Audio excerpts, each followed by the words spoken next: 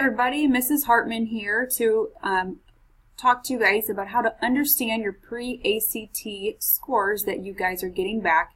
If you remember, this is the test that you took last year. It was about a 3-hour-long test that was to help prepare you for taking the ACT this year. So the pre-ACT provides you with a predictive score for the full-length ACT test. Your score information will give you an idea of the steps you can take to help your score for when you take the full ACT test. One section of your score report will tell you kind of how you're doing so far. It will show you your strengths and weaknesses in English, math, science, and reading. For any area that needs growth, there are practice questions that you can find online for practice in those areas. If you go to the Kearney High School website and you look under ACT information, there are links on that page, different ACT resources that you can use to help you before you plan on taking the test. The ACT website, which is www.act.org, has additional resources as well. Your pre-ACT score results also show you your post-high school plans as well as how well you are learning the skills you will need to be ready for college. So your scores. So your composite score will be between 1 and 35, and the subject scores as well. 1 would be the lowest score you can receive, and 35 would be the highest. Your student report includes your score range as well as ACT's readiness benchmarks. You can compare your score range to the benchmarks to see if you're on track for first-year college courses.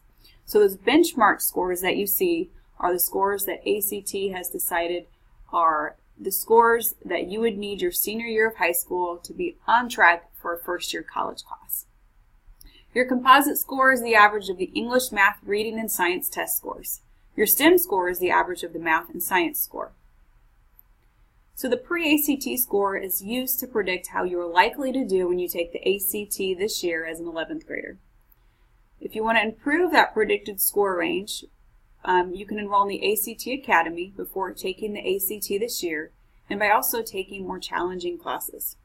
We are getting ready for our first ACT Academy of the year, and our next one will be in November for the December test. So if you plan on taking the ACT in December, I recommend that you guys sign up for the ACT Academy. And one question that they'll ask you before you enroll in the Academy is if you've taken the ACT before. Since you guys have taken the pre-ACT, we're going to include that score for you. Building your skills. So the back of the student report shows skills and knowledge that you have already developed.